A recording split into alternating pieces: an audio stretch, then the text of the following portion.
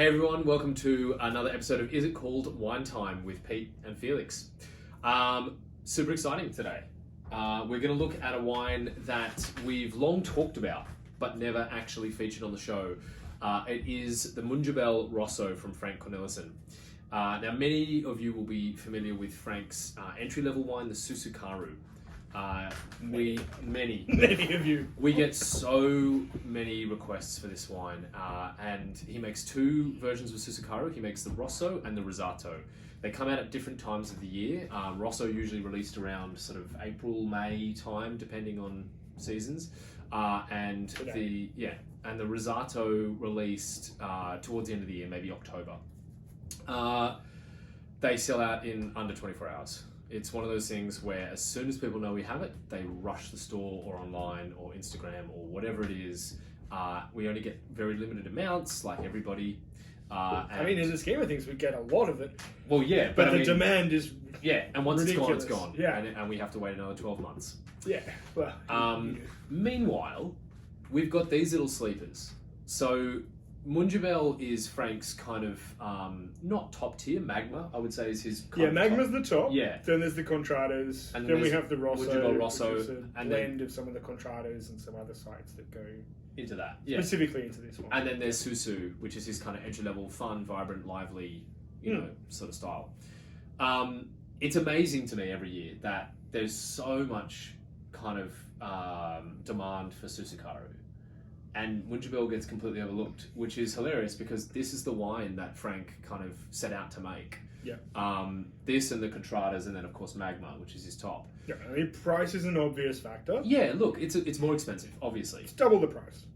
But it's just amazing that there's so much kind of request for the Susu. Yeah, people go absolutely nuts for Susu. I think it's a gateway into the style for a lot of people as well. Susu's great wine, don't get me wrong. Like we love those wines. They're super fresh and vibrant. Really, yeah, I mean, it's a really good evangelist for those lighter, more vibrant, more fun styles of wine that certainly are designed to be enjoyed and lack the reverence of, a lot of the more serious stuff. And to be honest, the Munjabel isn't the most serious wine either.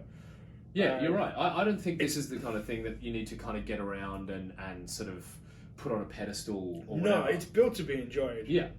All of his wines, I think, are like that. Yeah. The Contradas and Magma, I think, probably need a time, and it's more of a time and a place with wines like this. But yeah, Munjebel Rosso it's here to be drunk. It's ready to go. Definitely. So a little bit of a tiny little insight into Frank's world, a little bit of background. He is we couldn't work this out, Belgian? I think he's Belgian. Yeah, Belgian. Belgian winemaker who has moved to Etna to make red wine, and he farms completely naturally. He does use sulfur when needed, but that is quite rarely. He farms organically. He's very in tune with the sort of seasonal shifts of the vineyards and things like that. He's in step with nature. And that is definitely his philosophy. Minimal intervention and allow the sort of the fruit purity to sing through in all of his wines. This Munjebel Rosso is 100% Nerello Mascalese from, as Pete said, several different Contradas that he has vines in. It's like 6 different sites. Yeah. And so it's a sort of a blend of all of his kind of top crews, if you will, into the one red. And then, of course, you can buy a single vineyard or Contradas as they're called. But yeah, let's dive in. Let's see what we have. Again, decanted. Please decant.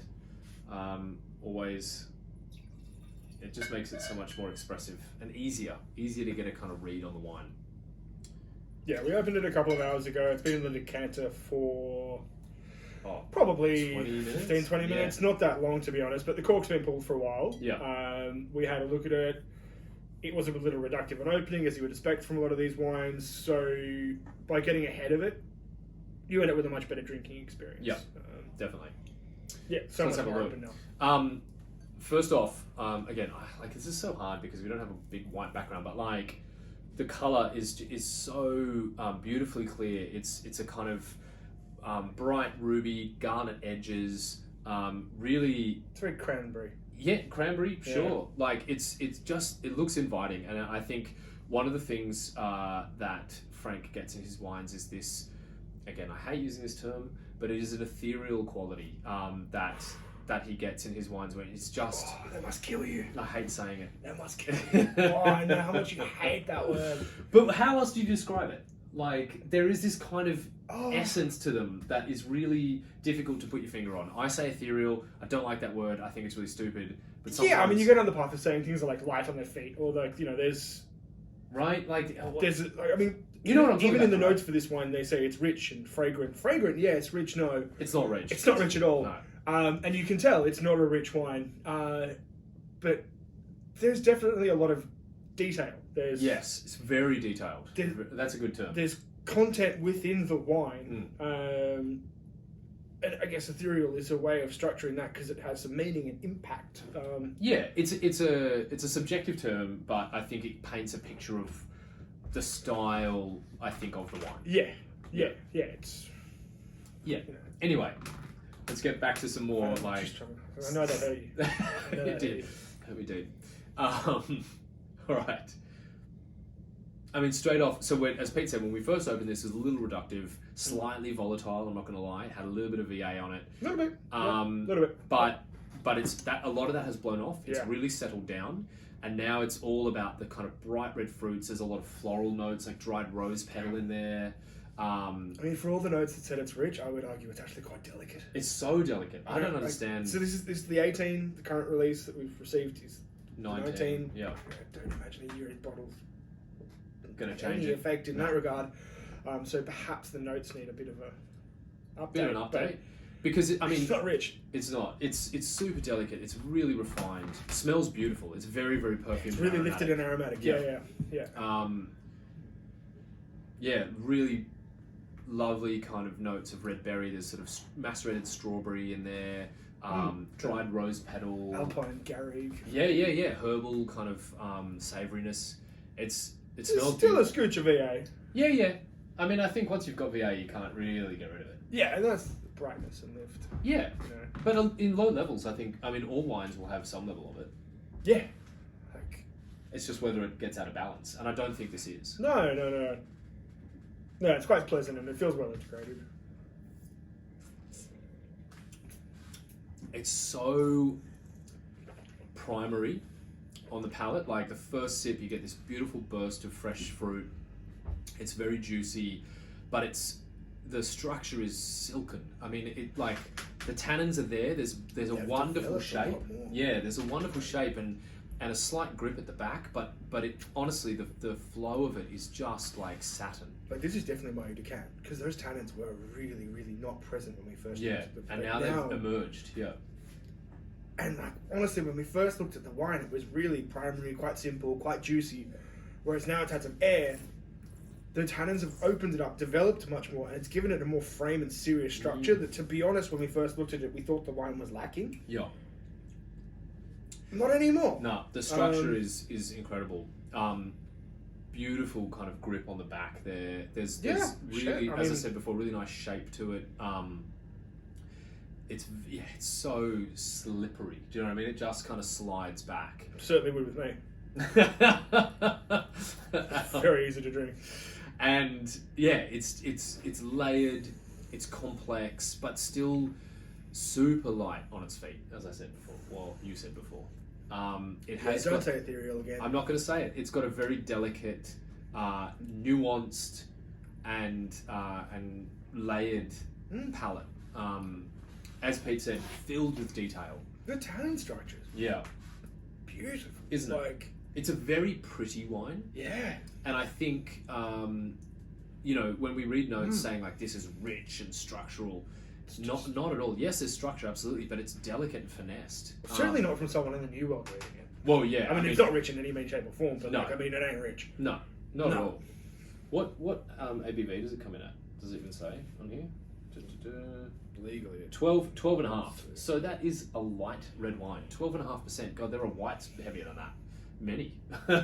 So yes. I enjoy it. Those that think Norella Mascalese is a rich wine, I mean, I'm sure it can be, but not in this case. There's some spice and things happening now, like.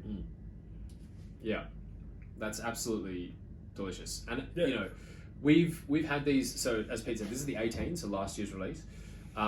We've only got a few bottles of this left, but the 19 has just arrived, so we've got plenty of that available. We wanted to pop one of these open and take a look at it, A, for our own interest, let's be honest, but also because there's so much kind of hype around Susakaru that...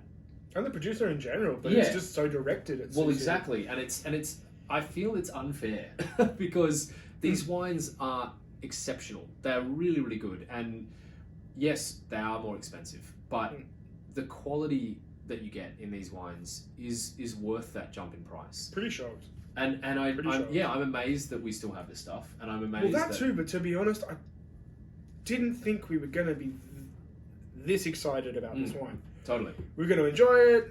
Cool producer. Talk about Frank. Cool thing whatever. to do. Yeah. It's actually really good. Like, I mean, shocked, man. Like, it's rare that the hype kind of lives up or works its way up the tiers or for sure. Whatever it is, hype normally ends up hurting, but it's pretty good. And that extra whack of air has just made it so much more detailed and interesting. Yeah. It's a great wine. Yeah, cool. Natural, of course. I think he has used a touch of sulfur at bottling for this one, but minimal. This guy loves natural wines. Yeah, love them. Nothing else. King no ads. No ads. No nothing. Natty King. Why? Unfined, unfiltered, all the rest of it. But no, really, really well made, and a great example of both Frank Cornelissen and Etna Rosso and Aroma Mascalese. He's kind of... that seems fair. Yeah, this is a great kind of... I mean, from us, fair. But, yeah. Who the fuck are we? But... Wine experts, that's who we are. Dangerous territory. All right, let's leave it there. We've waffled on far too much, but yeah, if you see the Munjabel label, don't pass it up. They are allocated. We do only get a small amount each year. As I said, we've got a few bottles of 18 left, a little bit of 19 that's just come in. But yeah, if you are in the market for some absolutely sensational Etna Rosso, the Munjabel is a standout. Yeah, they're really worth a look. Yeah. Yeah. All right, that's it from us. We will be back same time, same place next week. Hope to see you there. In the meantime, take care of yourselves, drink great wine, and we'll see you next week. Bye.